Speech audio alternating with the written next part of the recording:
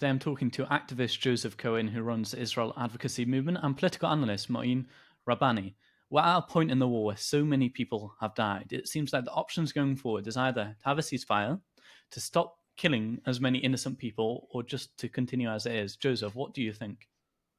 I think there's no alternative, unfortunately, but to continue with the war if the objective is to minimize civilians long term on both sides. Hamas have committed to carry out October the 7th again and again and again and again.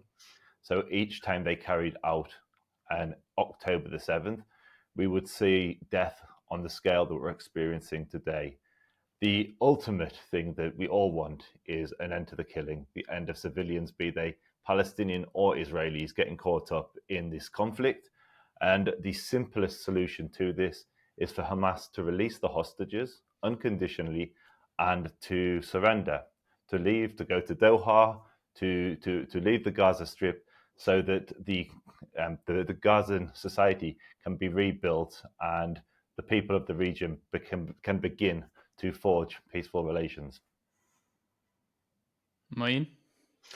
Well, the International Court of Justice recently issued a ruling that it considered South Africa's accusation that Israel is engaging in genocide in the Gaza Strip to be plausible.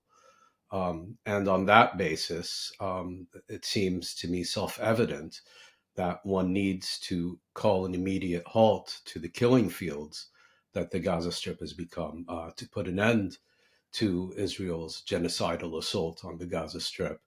I think Israel is seeking to achieve several objectives in the Gaza Strip. The ethnic cleansing of the territory by forcibly expelling its population and preventing their return. One only needs to look at all the statements being issued by Israeli leaders, by Israeli members of parliament, by prominent Israeli opinion makers, and so on. And yes, there are serious questions about what long-term measures can be instituted to ensure that peaceful relations obtain. But there's an immediate issue here. And the immediate issue is Israel's genocidal assault on the Palestinian people on the Gaza Strip. And that needs to be brought to an immediate and unconditional halt. Mouin, just before we go to Mouin, you mentioned that one of the things that they're trying to achieve is to ethnically cleanse the Yes. Palestinians. Why would they be trying to do that? Well, it's actually been a long-term objective of Israel, going back to even before Israel occupied the Gaza Strip. Without getting into too many details, over 75% of the population of the Gaza Strip consists of refugees, people who were ethnically cleansed primarily from what was southern Palestine during the late 1940s and early 1950s. And Israel has, from the outset, been uncomfortable with having this many people living within spitting distance of their former homes right on its border, and has over the years produced numerous initiatives to achieve what it calls a thinning out of the population of the Gaza Strip by sending them to Sinai, to Libya, to Iraq, at one point to Paraguay, and those initiatives had largely disappeared from public view in recent years and become kind of the preserve of the Israeli far right rather than the Israeli mainstream. But I think on October 7th, also with the overwhelming and unconditional Western support that the Israeli government achieved, you began to see that it once again became very much a mainstream Israeli agenda item. Numerous Israeli leaders from the top down began talking about the need to remove the Palestinian population from the Gaza Strip, as with everything else they've done to violate Palestinian rights over the decades, calling this an effort to increase Israel's security. So Joseph, so you might want to respond to. There's two things you probably want to respond to. Well, number one is the ethnic cleansing point. Is that what Israel's trying to achieve? And number two, ICJ. I know Mouin's mentioned about the ICJ's report. I know it's actually some some other people, I'm not sure if you've said this yourself, but they've claimed that the ICJ have said otherwise. So you might want to clear up what have actually the ICJ said as well. So dealing with the first charge, Mouin made a couple of charges of both ethnic cleansing and genocide, and it just feels like history repeating. So Mouin claimed that 75% of people living in the Gaza Strip are refugees, but half of the population of Gaza are under the age of 18. They were not made refugees in the 48 war, which is where their ancestors, which is when they came to leave what the territory which is called Israel today. And we're in this world where we have to redefine things and flip history and project what actually happened onto the other side. So in 1948, Israel was attacked when it declared independence by 5 Arab states. There was a refugee crisis as a response. Thousands of Arabs who were living in places like Jaffa and Haifa fled, and some of those communities moved south into what is Gaza today. It wasn't that Israel waged a campaign of ethnic cleansing. It was that the Arabs initiated a war. 5 Arab armies invaded. And in response, as happens in all wars, there was a refugee crisis. Similarly, today, on October the 7th, Hamas waged a genocidal war against the Jewish community, and not just the Jewish community, any Israelis or visitors of Israel in the south. They waged a genocidal war against those population. Hamas's leaders have, since their inception, been calling for the genocide of Jews. I'll give you one example. This is Fatih Hamad. So he said, "Oh, you 7 million Palestinians abroad, enough warning up. There are Jews everywhere. We must attack every Jew on planet Earth. We must slaughter and kill them with Allah's help. Enough warming up." I can give you dozens of genocidal quotes like this. And on the 7th of October, Hamas carried out that genocidal action. They slaughtered 1,300 people. And as a response, Israel went in with the intention, very, very clear, explicit objectives, nothing to do with ethnic cleansing or genocide, very specific objectives of freeing the hostages, which Hamas had kidnapped and taken into Gaza, babies, elderly women, Holocaust survivors, rescuing those hostages, and also neutralizing Hamas's ability to ever carry out a military attack on Israel like it just did, a genocidal attack. Now, if Israel's intention was genocide, it wouldn't make millions of phone calls warning Palestinian civilians to leave conflict zones. It wouldn't allow almost 250,000 tons of aid into the territory to be distributed amongst the civilian population. It wouldn't. It would not create humanitarian corridors where people can flee after being warned that there's going to be a conflict, dropping millions of flyers from the sky. The efforts that Israel has taken to minimize civilian casualties is a direct contradiction to Mouin's charge that Israel is attempting to commit a genocide.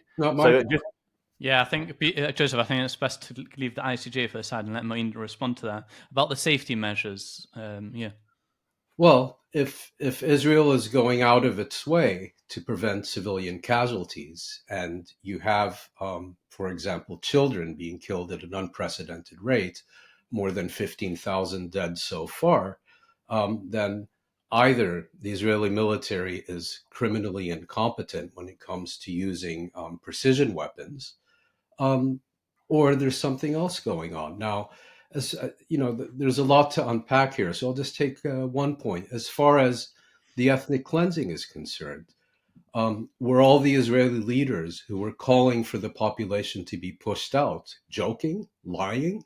I mean, they actually said so, and I think we're entirely permitted to take them seriously, particularly when there is a consistency between their words and their actions.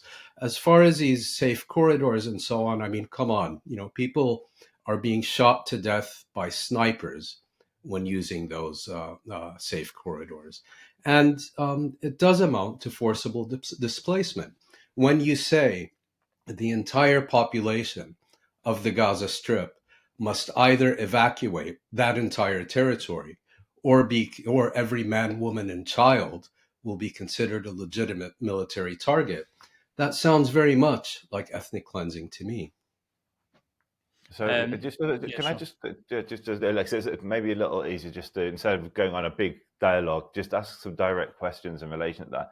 So Mouin, I think both of us, I hope both of us agree that Hamas, the October 7th, what they did was an atrocity, and you would expect some sort of a response from Israel. I think we would both agree that the Gaza Strip is very densely populated. I haven't agreed with anything you said.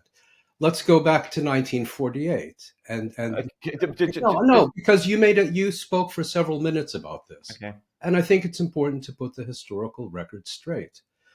Zionist ideology from the 1890s, okay, has emphasized the need to remove the Palestinian population from the territory in order to establish a Jewish state. And a Jewish state, as you know, for the Zionist leadership means a state in which the Jewish community has political, demographic, and territorial hegemony. There were committees set up to study and promote the ethnic cleansing of Palestine from the 1930s onwards. You talked about Israel being attacked by 5 Arab states.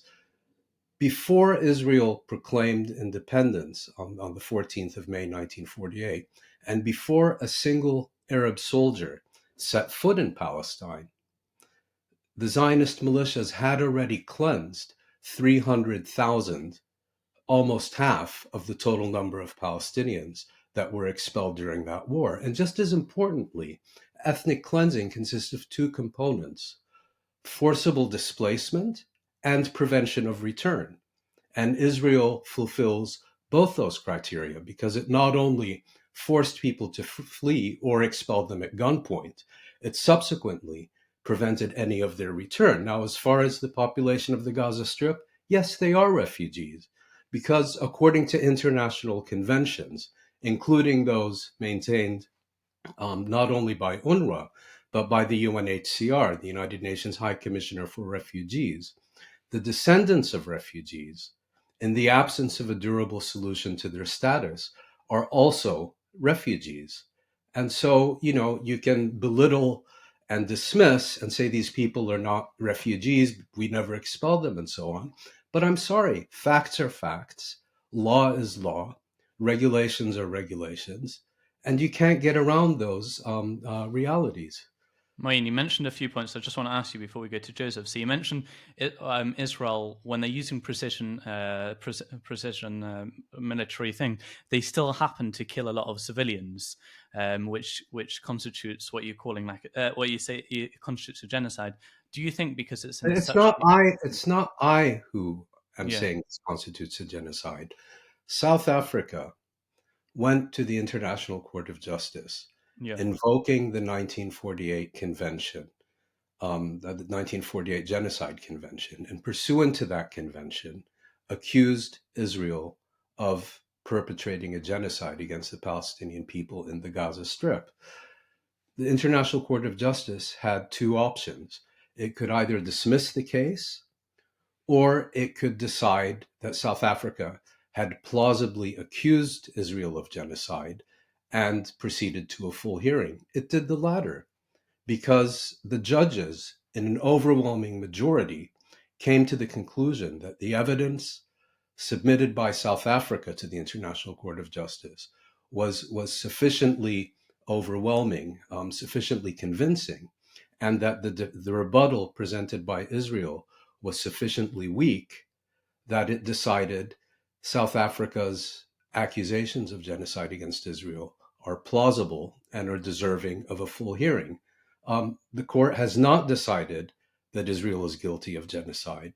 The court has also not decided that Israel is innocent of genocide. Rather, it has decided that the accusation is sufficiently plausible that there now needs to be a full hearing.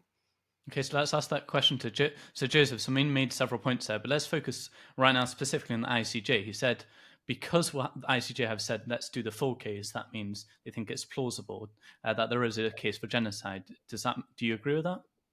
Okay, so Yeah. I would like to address what we said, and then I'll answer the ICJ, because I think there's two very different conversations going on. One is the ICJ and the charge of genocide, and the other is ethnic cleansing and the history.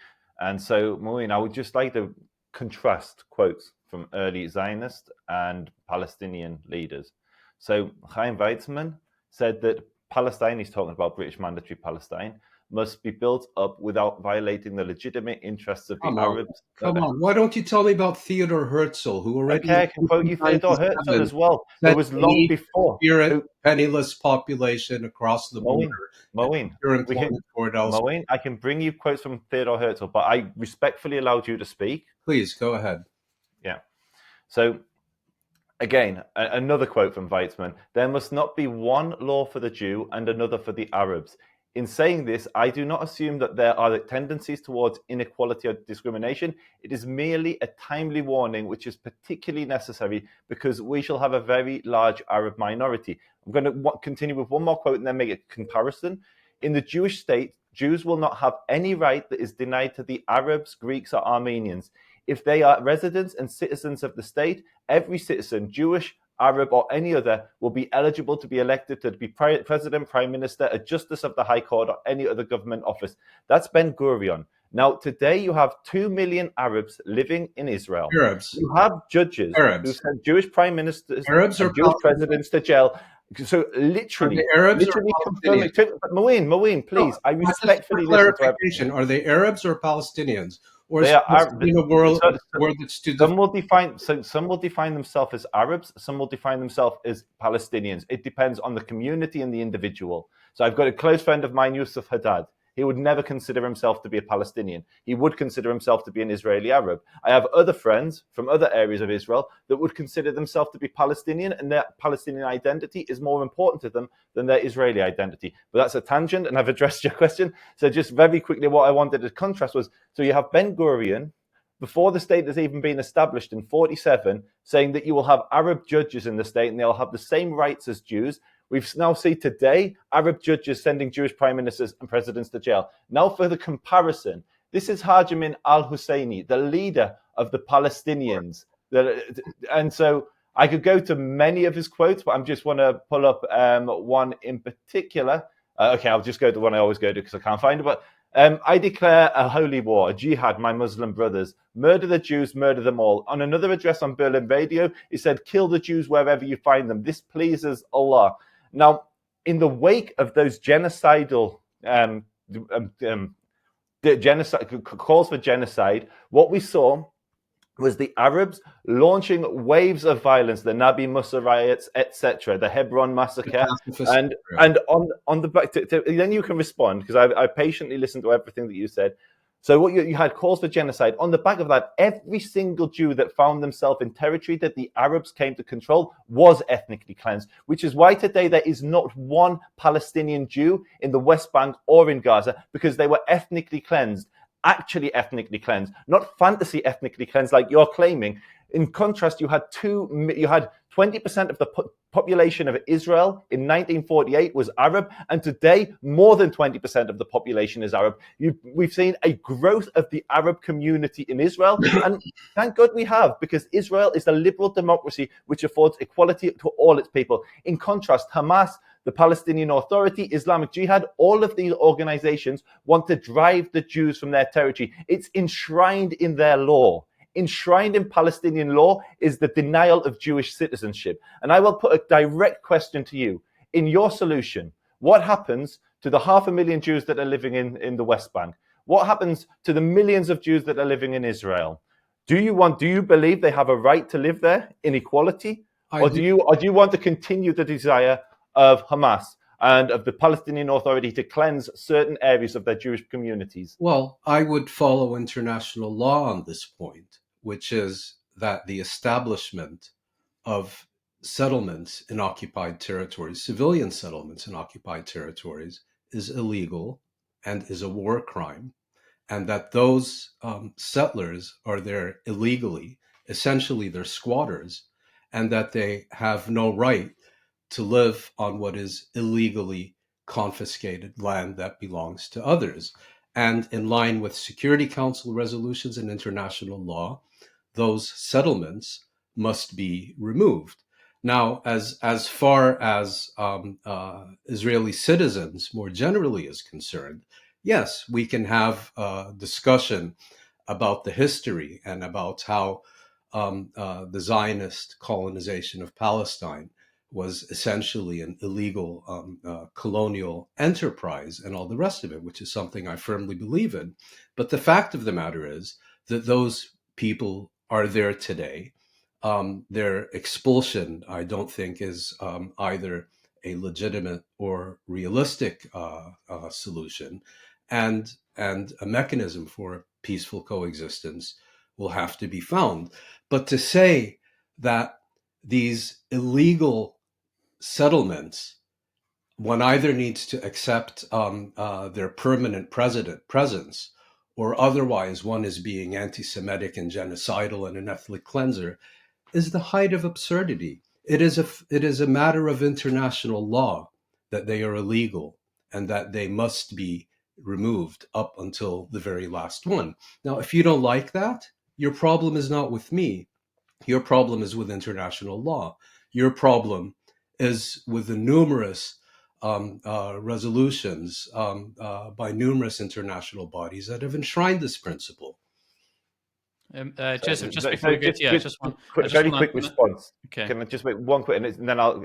So, Mouin, it's so easy for me to say, I don't want to see one Palestinian from Gaza to be ethnically cleansed from the land. I do not want to see one Palestinian in the West Bank to be ethnically cleansed from the land. I don't want to see one, either be they identify as Israeli or Palestinian, to be ethnically cleansed from Israel. Yet it's the height of hypocrisy for you to sit here and claim that Israel is trying to ethnically cleanse Gaza, whereas you yourself want to see 500,000 Jewish refugees. Your moral solution, which according to you, which is international law, which it isn't, but we can go there, is your moral solution is the creation of 500,000 Jewish refugees. That is no moral solution. That is disgusting anti-Semitic racism at its finest. You know, you wave around this accusation of anti-Semitism like it's some kind of magic. Not wanting Jews in your land is anti-Semitic. You just wave your wand, any criticism will go away. You just have to say anti-Semitism this, anti-Semitism that. You've turned it into an entirely meaningless slogan, a meaningless slogan that people are beginning to take pride in because you have redefined it into criticism of illegal Israeli policies and practices. Anti-Semitism, my friend, is the hatred of Jews on the basis of their identity. Criticism of illegal Israeli policies and practices, criticism of genocide. You want to trivialize anti-Semitism by applying the term to these kinds of things. You've cheapened it, you've trivialized it, you have made it an entirely meaningless and contemptible term, the main victims of which are going to be Jews who experience genuine anti-Semitism. Then condemn this. Then condemn this. Then condemn this. I've got to respond to this. I've got to respond to this. No, Joseph. I've got to respond to this. Then respond to this. Condemn this. Ahmed Bahar. Joseph, I'm not going to condemn anything here. We're talking. You say I'm cheapening anti-Semitism. Ahmed Bahar said, "Oh Allah, destroy the Jews and their supporters." He is a leader of the Hamas. He is a leader of the elected government of Gaza. This isn't abstract anti-Semitism. This is your political leaders calling for the genocide and then acting on that. And you yourself calling for the. Joe, wait a second. Let me ask you. I don't do selective outrage. I don't do selective condemnation. Okay, you've basically sat here and whitewashed the ethnic cleansing of Palestine during the late 1940s and come up selectively quoted something by the people who were directly responsible for the Nakba and claiming that in fact all they wanted was equality. And then you pull up the number of Palestinian citizens in Israel today. I'm sure there's someone quite similar to you on the far right in Europe today saying, what do you mean Holocaust? My neighbor is Jewish. My judge is Where are the Jewish. Jewish My taxi Palestinians? driver is Jewish. No, Where are the wait a Jewish second, Joseph. I'm Palestinians? Mouin. Can Where I are bring they? it? No, Joseph. Where are they? Where are the Jewish Palestinians? Joseph, let me bring it actually back to the debate because you both mentioned quotes from different leaders. So, Mouin, I'm going to ask you. So, Joseph actually gave a whole list of different quotes from in the history. What was your response to all of those? Because I know you've also said Israeli leaders currently have also Well, used. the question is not whether individual Zionist leaders have at one time or another made statements that either promote the ethnic cleansing of Palestine or call for some kind of accommodation with the Palestinians. The question is whether the Zionist movement had an identifiable policy, whether its leadership institutions adopted identifiable policies towards the fate of the Palestinians before 1947, 1948. And the other part of the question is, what policy did they actually put into practice? And here I think the historical record is incontrovertible. Between 1947 and 1950, over 90%, 80 to 90%, sorry, of Palestinian Muslims and Christians who lived in those areas of the British Mandate of Palestine that became the State of Israel were either forced to flee or forcibly expelled, and just as importantly, were thereafter systematically prevented from returning to their homes. Over 400 of their villages were razed to the ground. Israel passed laws and Israel instituted military measures to ensure that these people would not return to their homes. That is textbook forcible displacement. That is textbook ethnic cleansing. And what is now being claimed is actually their descendants are not refugees. Well, their descendants are refugees by every international convention, by every standard applied to other refugees. The children, the grandchildren, the great grandchildren of refugees, so long as the underlying dispossession is unresolved, so long as their status is unresolved, if they remain stateless, they are also classified as refugees. And it's not something people wear with a badge of pride.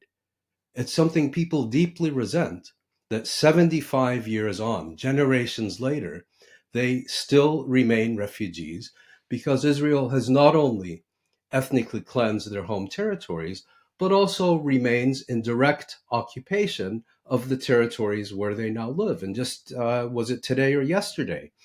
The Israeli parliament, by an overwhelming majority, left, right, and center, adopted a resolution once again opposing the right of the Palestinian people to self-determination and opposing the right of the Palestinian people to statehood. It really is that simple.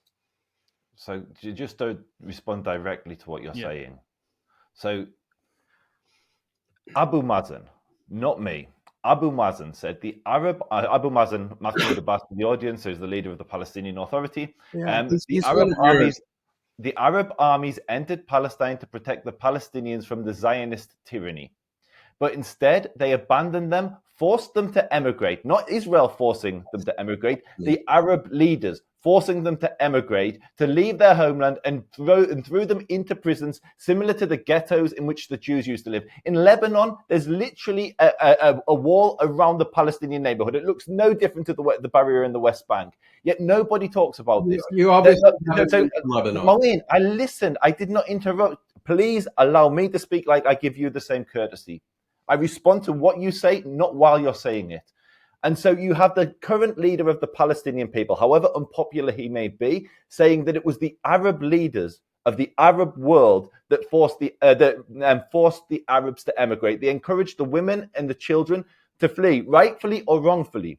But the mass migration of the Palestinians out of the territory that Israel came to hold was a direct response to a call from the Arab leaders for that to happen. There's a secondary argument, should they be allowed back after that, which is a separate conversation. There were expulsions in places like Lud and Ramla after conflicts with the Arab Legion, etc. But by and large, the overwhelming majority of Palestinians that left in 48 fled the war like people flee any war. And do you know what? Today, I'm sure many Palestinians would be fleeing Gaza if Egypt hadn't sealed the border. The only reason we haven't seen refugees from this conflict is because Egypt has locked the border. Now, I'm going to put it to you again for one final time, and if you choose not to, then that's fine, I'll move on. But tell me why there is not one Jewish Palestinian and there are 2 million Israeli Arabs. Actually, there are a number of Jewish Palestinians. They are small in number. Where? Excuse me? Where? Name the community. I know of one woman in Jenin. I know of one in Lebanon. So you say there isn't one? Well, I just in Lebanon's not in the Palestinian territory. They're very small in number. And the one in Jenin, a journalist who converted to Islam. You, right? Sorry. There was a Jewish Palestinian community up until 1947. And my understanding, I haven't looked into detail in the history, but that the majority of them remained in Palestine and became Israeli citizens at that period. But, I just sure, you can pick selective quotes. Now, I don't know if Abu Mazen actually said that, because memory, which I suspect is your source, has a history of distorting these things. If he did in fact say it, he's as poor a historian as he is a leader. Because a historical record is incontrovertible. It is indisputably clear about what actually happened. These Arab leaders telling Palestinians to flee, people have actually looked into that. And it's a hoax. It has been demonstrated to be a hoax since the late 1950s or early 1960s.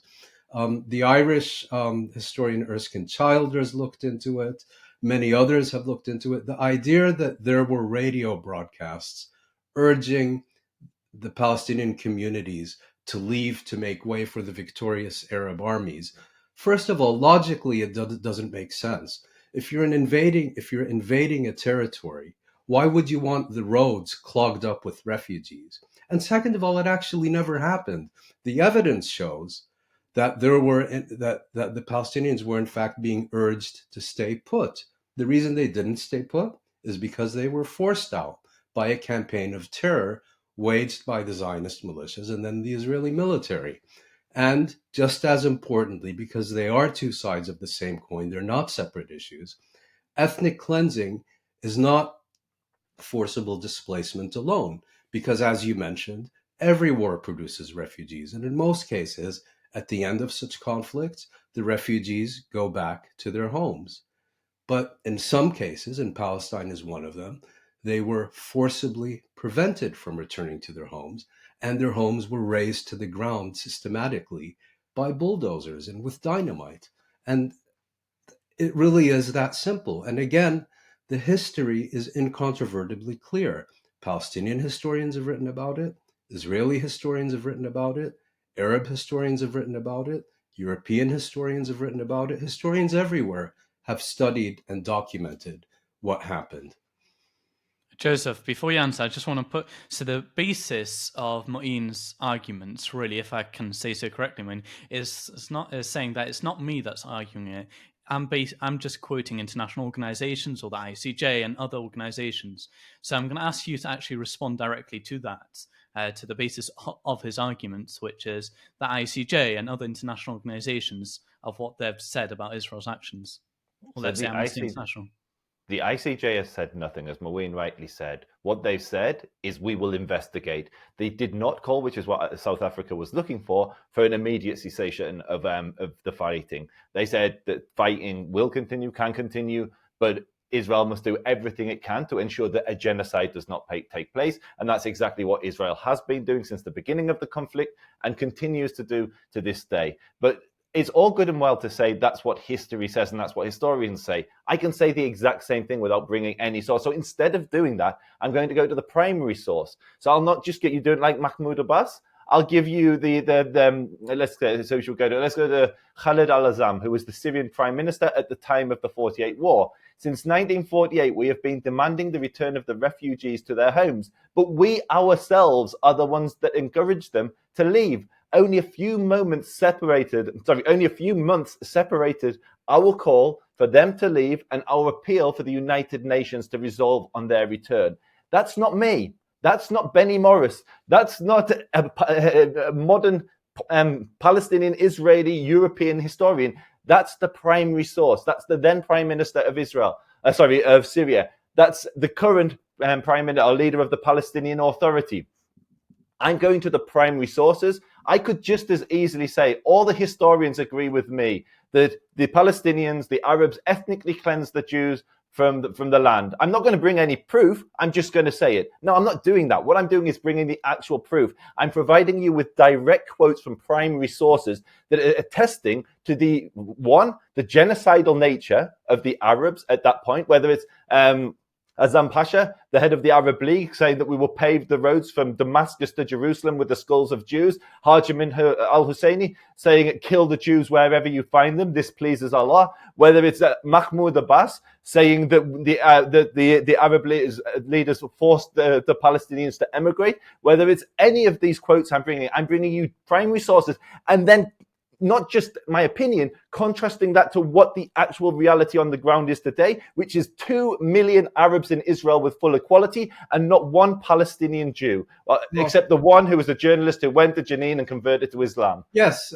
they do have full equality with the slight difference that every major human rights organization, B'Tselem in Israel, Al-Haq in Palestine, Human Rights Watch, and Amnesty International internationally have all reached an incontrovertible conclusion that Israel is in fact an apartheid state. Now, you can maybe quote someone from somewhere who says actually it's not, but the evidence is documented and it is there and it is indisputable and it is incontrovertible. So, you can keep insisting that every citizen in Israel has full equality. Well, Israel has a law passed by its parliament that states that Israel is a Jewish state and is for the Jews alone, and that only Jews have the right to self-determination in Israel. Imagine if you're in the UK, I take it. Imagine if in the UK, the House of Commons passed a law that in the United Kingdom, only the English have the right to self-determination. And then you're going to tell me that English and Welsh and Scots have absolute equality in the presence of such a law? Of course not.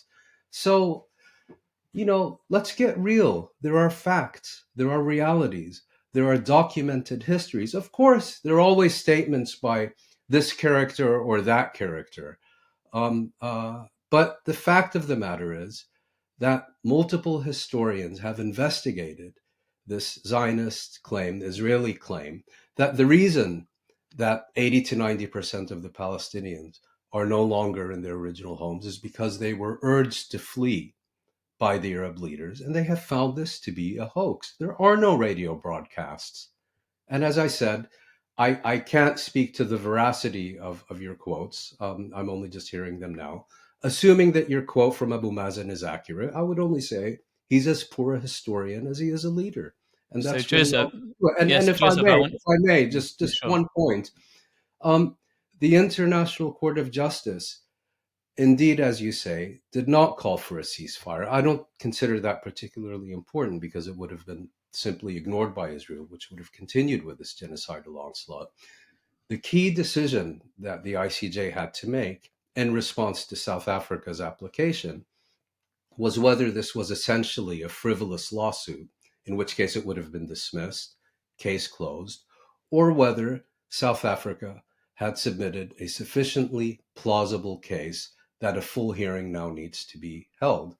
And the judges, in their overwhelming majority, was 15-2 or 16-2, I can't recall, decided that South Africa's case was sufficiently compelling and Israel's rebuttal sufficiently weak that a full hearing will now be held because South Africa's accusation that Israel is committing genocide is considered plausible, not implausible. Wait, so Mouin, just because they said it's plausible, does that mean that Israel definitely has an apartheid or definitely does? Maybe It wasn't about apartheid. It was not about apartheid, but about genocide. Yeah, does that mean Israel definitely does it? Because you're speaking as if Israel has definitely committed a genocide. no. What I said is, it's think of it as an indictment.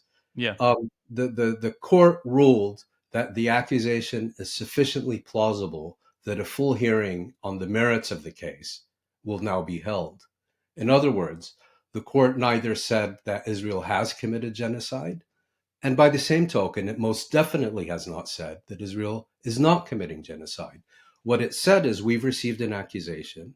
The accusation we've received is sufficiently serious that we're now going to hold a full hearing to determine the case. It could, if it wasn't convinced by the seriousness of South Africa's application, it would have simply dismissed the case and said no further action required. Okay, so Joseph, I'm going to ask you to respond, and this will be the final response. I gave Mouin the chance to start, so I'll give you the chance to finish, and then we'll finish here. Can you answer the point about that, the ICJ, but also you brought up Amnesty International, which called Israel an apartheid. So just those two, really. So okay, I will deal with both those points. I just asked Mouin to look up the Palestinian Basic Law of 2003 when talking about self-determination of Jews in the land of Israel. The Palestinian Basic Law, which predates the national state law, explicitly says that Palestine is an Arab nation. All it means is Palestinian will have the character of an Arab state. It won't have Hebrew as the language. It will have Arabic as the language. It won't have Jewish festivals as the national festivals. It will have the festivals of the Arabs. You're conflating religion and nationality. Arab they and Jewish are them, not mutually exclusive. So, sorry, again. Israel is the nation state. Palestine would be the nation state. Jewish is the ethnic group of not even ethnic people. No, it's thank you for explaining what a Jew is, Mouin. I'll tell you what a Muslim is next. Yeah, we've defined ourselves our own way for thousands of years before you came along and told us what we are. We're not a religion, we're a people. Because there's no word in biblical Hebrew for religion. There is for people, Am Yisrael, the people of Israel, Bnei Israel, the children of Israel. Before the 19th century, nations did not exist. Neither Palestinians nor Israel. Mouin, we don't consider we considered ourselves a nation, a goy, a nation. We have words in Hebrew. Had a very different meaning historically than the one you're trying to give it now. I don't know what you think I'm trying to do. I'm telling you that we are not a religion. You can be an atheist Jew. Anyway. Continue. Yeah, thank you. So now that you're, Joseph, do you want to respond to the ICJ? We've only got 1 minute, so if you just quickly finish, just respond to that, and then we'll finish up. There's not much I disagree with on Mouin when it comes to the ICJ. They've neither ruled that it is committing genocide. What about the Amnesty International? So I'll get to Amnesty International. I'll just finish conclude my thoughts on the ICJ. What it said is there's a war going on. Thousands of people have been killed. There are charges that South Africa have brought, and we're going to investigate them. And I'm sure with the passage of time and a thorough investigation, the ICJ will rule that this is not genocide. Genocide, the killing of a race, the killing of an ethnic group or religion. That is not what's happening in Gaza, because there are millions of Arabs living there today. There is no desire for Israel to genocide them, because if it wanted to, it would just drop the bombs on the people rather than the buildings. As much as 60% of the buildings, Mouin, I'll give you the last word, but let me finish. You can have the last word. I don't mind you opening and you closing. That's fine by me, but just allow me to finish a sentence. So you have 60 to 70% of the buildings, according to the UN, whether you take that or you disagree with that statistic. I personally disagree with it. Said that 60 to 70% of the buildings have been damaged or destroyed. There are 2 million people that lived in the Gaza Strip, yet we're seeing a death toll of around 30,000. Israel is saying that 10,000 of those are confirmed, or not confirmed, that they're saying 10,000 of those at least are Hamas fighters, which is still, at a 2-to-1 ratio, which is comparable to most military campaigns. So where we're in the situation is Gaza is densely populated. Hamas have fortified the city, digging a tunnel network more vast than the London Underground. 500 kilometers of tunnels. They fortified the city under the civilian population. So Israel has to fight in a densely populated area. So it's doing everything it can to minimize civilians, which is why the ratio is 2-1, whereas we would expect 1 million Palestinians to have been killed if it hadn't been taking these precautions, because according to the United Nations, 60 to 70% of the buildings have been damaged or destroyed. So when it comes to the charge of genocide, there is no charge. Israel has gone to great lengths to minimize civilian casualties, which is why the ratio is 2-1. Okay, Joseph, you're going to have to finish up. We've got to finish now.